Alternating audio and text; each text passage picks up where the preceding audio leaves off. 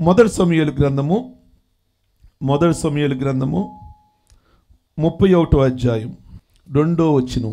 మొదటి సమూయేలు గ్రంథం 31వ అధ్యాయం 2వ వచనం. సౌలును అతని కుమారులను తరుముచు యోనాతాను అబీనాదాబు మెల్కీషువాను సౌలు యొక్క కుమారులను హతము చేసిరి. చాలండి. సౌలు కుమారుడైన, సౌలు అంటే రాజు, ఇశ్రాయేలుకి మొదటి రాజు, 40 ఏళ్ళు ఏకఛత్రాధిపత్యం చేసిన రాజు. ఆయన కుమారుడు మనకు తెలిసి యోనాతాను. ఆ యోనాతాను తండ్రి ఇద్దరు కూడా చనిపోయారు. చనిపోతే తన కొడుకులందరూ చనిపోయారు. వాళ్ళలో మనకు యోనాతాను పరిచయం కనుక చనిపోయిన తర్వాత యోనాతానుకి, అదే సౌలు రాజుకు ఒక మనవడు ఉన్నాడు. ఆయన పేరు మెఫీబోషెత్. ఎవరటండి? మెఫీబోషెత్. ఆ మెఫీబోషెత్ కాస్త కుంటివాడు, అంటే రాజుగారి మనవడు కుంటివాడు. ప్రియమైన దేవుని బిడ్డలారా, సౌలు రాజ్యం అయిపోయింది. సౌలు రాజ్యం అయిపోయిన తర్వాత ఈ యోనాతాను ఒక్కడే మిగిలాడు. మిగిలిన తర్వాత దావీదు రాజ్యం వచ్చింది. దావీదు రాజ్యం రాగానే మెఫీబోషెతు, సౌలు మనవడు, పారిపోయి ఎక్కడున్నాడు అంటే లోదెబార్ అనే ఆ కుమారుడైన మాకీర్ ఇంట్లో ఉన్నాడు. ఎందుకని ఉన్నాడు అంటే, మా ప్రభుత్వం పోయింది, మా రాజ్యరకం పోయింది, దావీదు వచ్చాడు. ఒక రాజు రాగానే ఏం చేస్తాడు అంటే శత్రుశాసనం కానీ రుణశాసనం కానీ లేకుండా చేస్తాడు. కనుక ఆ వంశం నుంచి వచ్చాను కనుక నన్ను చంపేస్తాడేమో దావీదు అని మెఫీబోషెతు పారిపోయి లోదెబార్ అనే వాళ్ళ కుమారుడైన మాకీర్ ఇంట్లో ఉన్నాడు. ఉన్న తర్వాత దావీదు వచ్చాడు పరిపాలనలోకి. దావీదు పరిపాలనలోకి వచ్చి 2వ సమూయేలు గ్రంథం చూడండి, 9వ అధ్యాయంలోకి వద్దాం. 2వ సమూయేలు గ్రంథము 9వ అధ్యాయం 3వ వచనము. రాజు యెహోవా నాకు దయ చూపినట్లుగా నేను ఉపకారము చేయుటకు సౌలు కుటుంబంలో ఎవరైనా శేషించి ఉన్నారా అని అడగగా యోనాతానుకు కుంటికాళ్ళు గల కుమారుడు ఒకడున్నాడని రాజుతో మనవి చేసెను. అతడు ఎక్కడున్నాడని రాజు అడగగా సీబా చిత్తగించుము, అతడు లోదెబారులో అమ్మీయేలు కుమారుడగు మాకీరు ఇంటనున్నాడని రాజుతో అనెను. అప్పుడు రాజైన దావీదు మనుషులను పంపి లోదెబారులోనున్న అమ్మీయేలు కుమారుడగు మాకీరు ఇంట నుండి అతన్ని రప్పించెను. చాలండి. ప్రియ దేవుని బిడ్డలారా, దావీదు అడిగాడు, సౌలు కుటుంబంలో ఎవరైనా మిగిలారా? మిగిలారండి. సీబా చెప్తున్నాడు. ఎవరు మిగిలారు? మనవడైన మెఫీబోషెతు మిగిలాడు. లోదెబార్ అనే స్థలంలో అమ్మీయేలు కుమారుడైన మాకీరింటిలో ఉన్నాడు, పిలవనంపండి అని అన్నాడు. మెఫీబోషెతుకి భయం వేసేసింది. నేను సౌలు మనవణ్ణి, దావీదు పిలిపించేది నన్ను చంపేయడానికి అని ఏదో అపార్థంగా ఆలోచించుకున్నాడు. దావీదు ఏమన్నాడు తెలుసాడు? మెఫీబోషెతుని పిలిచి, నీవు భయపడవద్దు,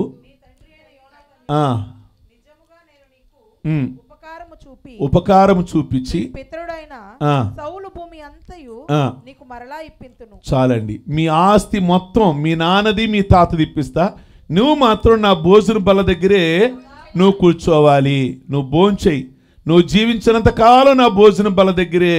మెఫీబోషెతుకి ఏం అర్థం కాల. నేను ఎక్కడో మారుమూర గ్రామంలో జీవిస్తున్నా, భయపడి. కానీ నిజంగా దావీదు నన్ను జ్ఞాపకం చేసుకున్నాడు, మర్చిపోలేదు. దేవుడే మెఫీబోషెతుని మరిచిపోకుండా దావీదుకి ఏం చేశాడు అంటే జ్ఞాపకం.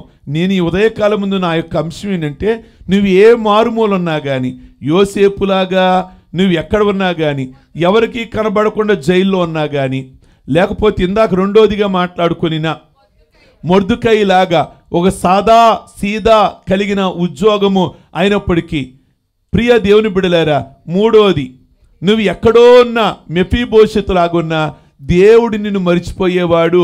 నువ్వు ఎక్కడున్నా కానీ రప్పించగలడు ఆయన. నువ్వు ఎక్కడున్నా, ఏ మూలున్నా కానీ, ఏ పరిస్థితిలో ఉన్నా కానీ, తల్లే నిన్ను మర్చిపోదే. ప్రభు అన్నారు కదా, తల్లే మర్చిపోదు. ఒకవేళ తల్లి అయినా కానీ మరచవచ్చేమో కానీ నేను నిన్ను మరిచిపోను. సియోను అందరికి చెప్తున్నావట కదా, నువ్వు సియోను ప్రజలు చెప్తున్నారట కదా, ప్రభు మమ్మల్ని మరిచిపోయాడని. కానీ నేను మరిచిపోయేవాడిని కాను, నేను విడిచిపోయేవాడిని కాదు. తల్లి అయినా ఒకవేళ తలకు మించిన సమస్య కలిగినప్పుడు లేదా పరువు నష్టం కలిగినప్పుడు తల్లి అయినా పరిస్థితులను దాటొచ్చేమో కానీ నేను దాటేవాడిని కాదు, నేను మిమ్మల్ని మరిచిపోయేవాడిని. అట్టి దేవుని మనం కలిగి ఉన్నాం. ఈ ఉదయం అట్టి ప్రభువుని మనం కలిగి ఉన్నాం. ప్రియ దేవుని బిడ్డలారా, మీరు ఒకవేళ మంచి విశ్వాస జీవితాన్ని జీవిస్తూ ఓ సాదా సీదాగా ఒక ఇందా నేను జ్ఞాపకం చేసే విధంగా మార్తమ్మలాగా ఉన్నారేమో. ఆ తల్లి మార్తమ్మ గుర్తింపు లేకుండా ఓ సంఘానికి వెళ్తుంది. నిజంగా గనక ఆ తల్లి మార్తమ్మ ఉంటే మన సంఘంలో నేను ఫస్ట్ ఫ్లోర్లో కూర్చోపెడతావాడిని. కారణం చక్కగా ప్రసంగాలు వింటుంది. ఆ ఏజ్ వచ్చిన వాళ్ళు కొంతమందిని చూస్తాం, అమ్మ కింద కూర్చోపెట్టండి అమ్మ, ఏళ్ళ నిమిత్తం ఈ కుర్చీ ఏళ్ళ వ్యర్థమైపోవాలి అనవసరంగా, ఇక్కడ కూర్చొని ఎందుకు నిద్రపోవటం అనవసరంగా, వేరేవాడిని కూర్చోబెడితే చక్కగా ఆసక్తిగా పాటలు ఏకీపిస్తారు కదా, చక్కగా వాక్యాన్ని వింటారు కదా. ఎంత చక్కగా మాటలు చెప్తుందో విన్న ప్రసంగం ఆవిడి. ఆ వయసులో కూడా అంత ప్రసంగాన్ని వినగలుగుతుందా ఆవిడ? అంత విశ్వాసంగా మాట్లాడుతుందా? ప్రియ దేవుని బిడ్డలు, ఎక్కడో మారుమూలుంది, ఇంకా కొద్ది రోజుల్లో చచ్చిపోద్దామి, అయిపోయింది, ఆవిడ వయసు అయిపోయింది. కానీ ఈ టైంలో దేవుడు బయటికి తీసుకొచ్చాడు. ఈ టైంలో అందరూ చూసేలాగా కొన్ని లక్షల మంది చూశారు, కొన్ని వేల మంది సేవకులు చూశారు, ఆవిడ గురించి మాట్లాడారు. అంటే నువ్వు ఎక్కడ ఉన్నా కానీ, ఏ మారుమూల ఉన్నా కానీ నువ్వు ప్రయాసపడవసరం, నేను కనబడలేదే, నువ్వు దేవుడి దృష్టిలో పడితే చాలు, నిన్ను ఏ టయానికి బయటికి తీసుకురావాలో ఆయనకి తెలుసు. యోసేపుని జ్ఞాపకం చేసుకున్న దేవుడు, మొర్దెకైని జ్ఞాపకం చేసుకున్న దేవుడు, మెఫీబోషెతుని జ్ఞాపకం చేసుకున్న దేవుడు, టైం వచ్చినప్పుడు మనల్ని కూడా జ్ఞాపకం చేసుకో. మనుషుల దృష్టిలో పడడానికి ప్రయాసపడమాకండి, దేవుడి దృష్టిలో పడడానికి మన పని మనం చేసుకుంటూ వెళ్ళాలి. మన పని మనం చేసుకుంటూ దేవుడు కనబడుతున్నానా, దేవుడికి ఇష్టానుసారంగా ఉందా అన్నట్లుగా మన వర్క్ మనం చేసుకుని వెళ్దాం. మన ప్రార్థన మనం చేద్దాం, మన భక్తిని మనం చేద్దాం. తగిన టైం అంతా ఆయన జ్ఞాపకం చేసుకుంటాడు. దేవుడి మాటలు వినికిల్లో దీవించునుగాక.